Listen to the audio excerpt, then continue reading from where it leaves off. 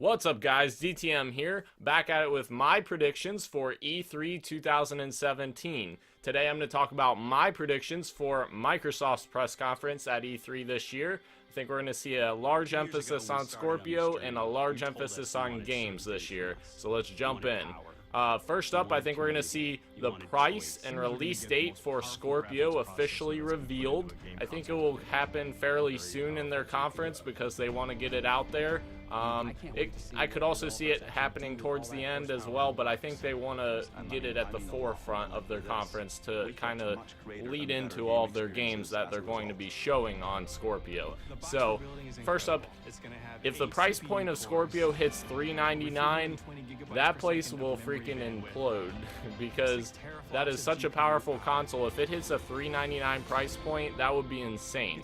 However, I don't think it's going to hit $399. I think it will be $499. I think it will be a $500 console because it is a very powerful console. It is the most powerful console on the market, and they have been touting that it's a premium console for a premium price.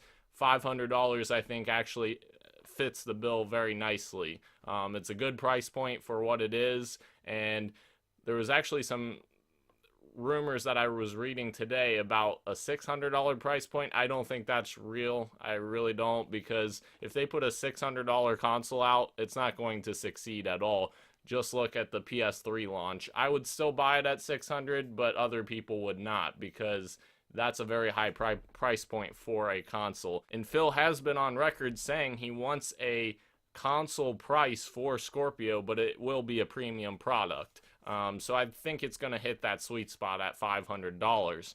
Now, Phil Spencer did tweet not that long ago that Scorpio is actually ahead of schedule right now, so I think they were initially targeting November for release, but now I'm starting to believe with all these grumblings that they're ahead of schedule and early on production, I think they may actually hit in October instead of November, and there's a couple reasons why.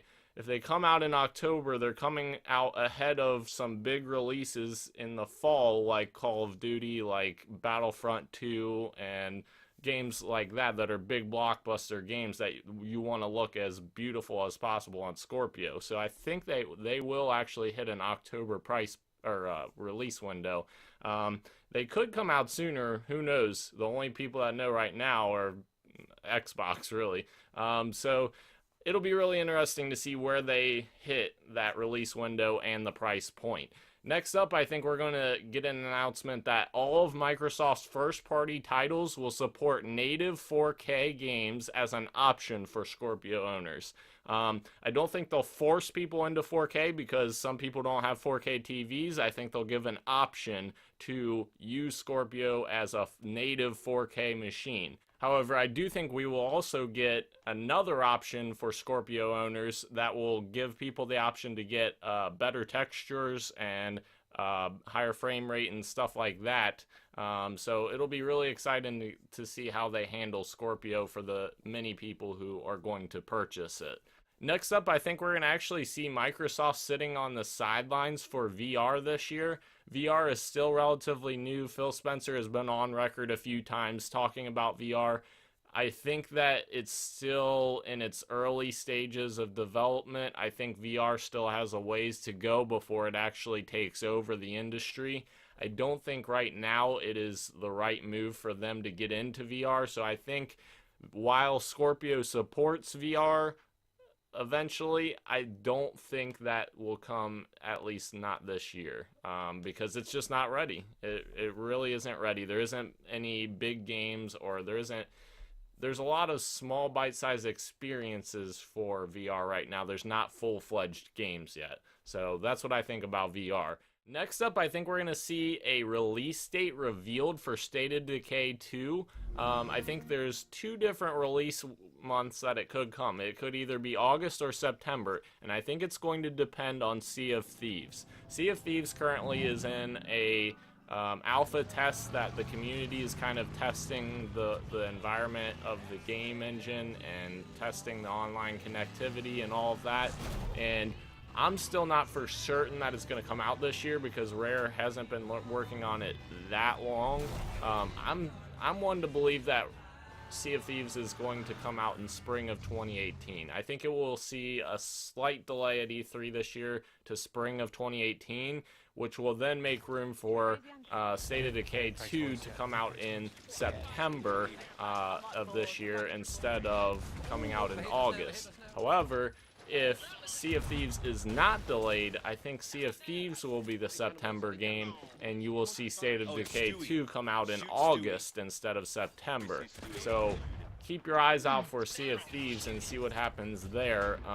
It's going to really depend on whether they are ready or not, and that alpha test that they're testing with a small amount of people right now, I'm not sure if it's going to be ready by then. So it'll be interesting to see what happens on that front. Speaking of Rare, I think we will actually see another Rare new IP revealed at E3 this year, coming for release in 2018. Here's why. They released Connect Sports Rivals back in 2014, maybe. They released, that team then went on to work on Sea of Thieves, and then their second team was working on actually making Rare Replay. So that team, who knows what they've been working on since they released Rare Replay, what, a year and a half ago or so? So it'll be interesting to see what happens there. I think they have something else, and they will show it off at E3 this year. So next up, I think we're going to see a new IP shown from a known developer, exclusive to Xbox One, for release in 2017. I don't think it's going to be someone small that we've never heard of before. Think Halo Wars 2, for instance. Not Certain Affinity. Creative Assembly made Halo Wars 2 in partnership with Microsoft. That is an exclusive game, and in fact, it's the Halo license. But it's a big name studio making an exclusive Xbox One game. That's my prediction for this year, because Microsoft doesn't have a whole lot of exclusives this year. They have like 3 or 4, I believe, which some people are saying that's not enough. I personally think that's a good amount to have in the fall, but we'll see what happens, and I'm excited to see what happens on that front. Next up, I think we're going to see Forza Motorsport 7 running in 4K, 60 frames per second, native 4K, mind you, on Scorpio, and I think we will see the release date line up with Scorpio. So my prediction earlier was that Scorpio will release in October. I think we will see Forza Motorsport 7 launch simultaneously with Scorpio in October, because you always want to have that game that shows off a system, and Forza is a great franchise for showing off the power of a system. So 4K, native 4K, 60 frames per second, Scorpio, October. There we go. Next up, I think we're going to see a heavy emphasis on Crackdown. I think we're going to see multiplayer and single player. The multiplayer looks super cool. The destruction and the cloud computing for the huge buildings just coming down, it looks insane, and I'm really excited to see more about Crackdown at E3 this year. I think we will also see a release date placed for Crackdown, and I think it will come November of 2017. So pencil that in, because I think that's coming. Shadow of the Tomb Raider is the next game I think we will see officially revealed on Microsoft's stage. It's not going to be like Rise of the Tomb Raider where it's exclusive to Xbox One. It may have some exclusive DLC maybe, but I don't think it's going to be an exclusive game because there was a lot of outrage for whatever reason. The last time they did that, there was an outrage for Street Fighter V for PS4 exclusivity, but that's neither here nor there. So I do think we will see a date for release this fall at some point for Shadow of the Tomb Raider, and also I think we will see a gameplay section shown off at E3 this year at Microsoft's conference. Speaking of shadows, Shadow of War, I think we will also see a heavy emphasis on that for gameplay.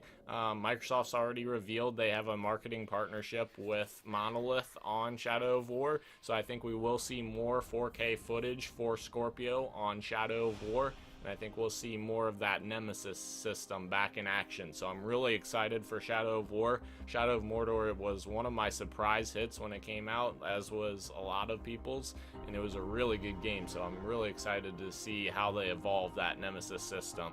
This may seem like an obvious prediction, but I think we'll also see more third parties on stage with all Microsoft's partnerships that they put in place.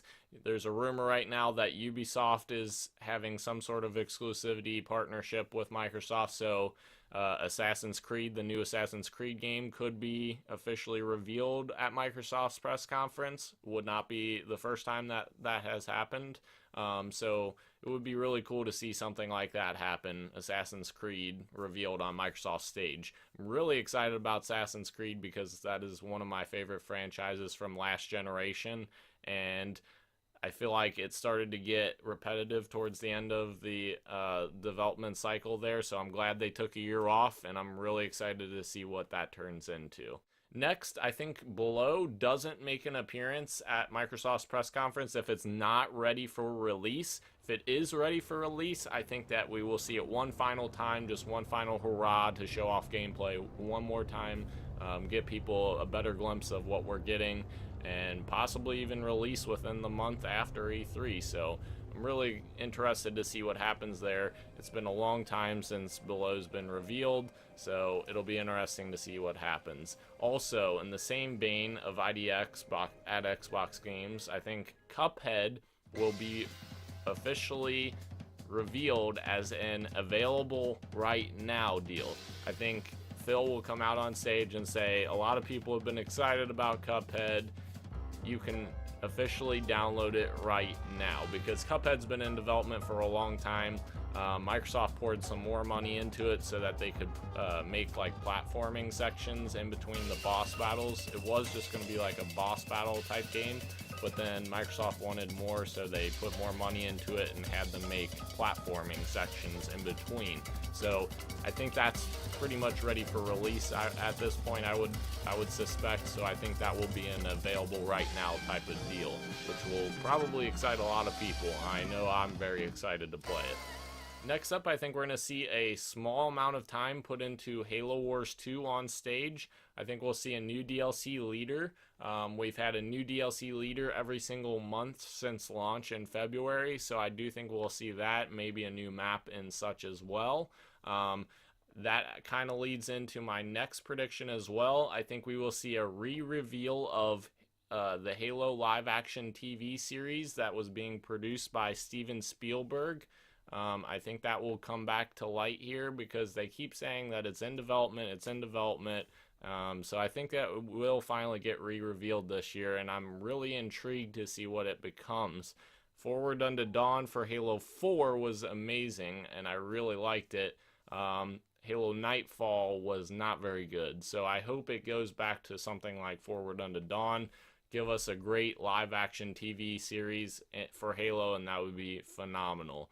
That kind of leads me into my final point. I had originally predicted that it would come in fall of 2018 to coincide with the release of Halo 6, and I also thought they were going to give us a teaser of Halo 6 on stage. However, recently Brian Gerard and a ton of people online have been discussing this, had said that 343 will be showing something Halo related at E3 this year, but it's not going to be Halo 6. He said the next mainline Halo game.